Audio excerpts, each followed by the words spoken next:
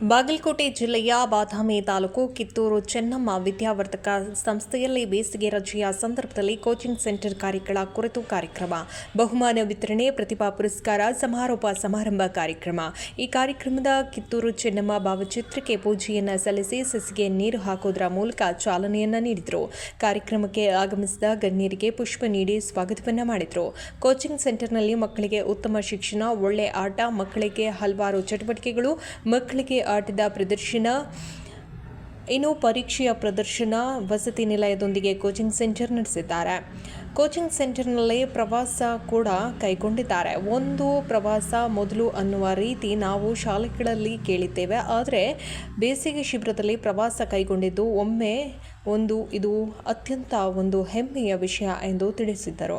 ಇನ್ನು ನಂತರ ಸಾಂಸ್ಕೃತಿಕ ಕಾರ್ಯಕ್ರಮವನ್ನು ಕೂಡ ನಡೆಸಿದರು.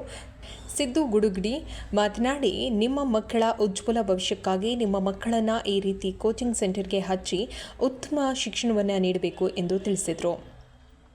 ಈ ಸಂದರ್ಭದಲ್ಲಿ ಶ್ರೀ ಗುರುಕುಲ ನವೋದಯ ತರಬೇತಿ ಕೇಂದ್ರದ ಅಧ್ಯಕ್ಷೆ ನಿವೇದಿತಾ ಉಳ್ಳಾಗಡ್ಡಿ, ಸಂಚಾಲಕರು ಹಾಗೂ ತರಬೇತಿದಾರರು ಶ್ರೀ ಬಸವರಾಜ್ ಉಳ್ಳಾಗಡ್ಡಿ, ಗಣಿತ ಶಿಕ್ಷಕರು ಎಸ್ ತಮ್ಮಣ್ಣನವರ್, ವಿಜ್ಞಾನ ಶಿಕ್ಷಕಿ ದೀಪಾ ಸಜ್ಜನ್, ಕನ್ನಡ ಶಿಕ್ಷಕಿ ವಿಜಿ ಜಾವೂರ್, ಮಾನಸಿಕ ಸಾಮರ್ಥ್ಯ ಶಿಕ್ಷಕಿ ಪ್ರತಿಭಾ ಜಾವೂರ್, ಕಿತ್ತೂರು ಚೆನ್ನಮ್ಮ ವಿದ್ಯಾವರ್ಧಕ ಸಂಸ್ಥೆಯ ನಿರ್ದೇಶಕ ಸಿದ್ದು ಗುಡುಬಡಿ, ಸಂಗಯ್ಯ ಭಂಡಾರಿ, ಕಿತ್ತೂರು ಚೆನ್ನಮ್ಮ ಮುಖ್ಯ ಅಧ್ಯಾಪಕ ವೆಂಕಟೇಶ್ ಕುಲಕರ್ಣಿ, ಇಂಗ್ಲಿಷ್ ಶಿಕ್ಷಕ ಹನುಮಂತ, ಕನಕಪ್ಪ ಶಾಂತಕೇರಿ, ವೀರೇಶ್ ಪಾಟೀಲ್, ಅರುಣ್ ಸೇರಿದಂತೆ ಪಾಲಕರು, ವಿದ್ಯಾರ್ಥಿಗಳು, ಕೋಚಿಂಗ್ ಸೆಂಟರ್ ಶಿಕ್ಷಕರು, ಮುದ್ದು ಮಕ್ಕಳು, ಪಾಲಕರು ಆಗಮಿಸಿ ಕಾರ್ಯಕ್ರಮವನ್ನು ಯಶಸ್ವಿಗೊಳಿಸಿದರು.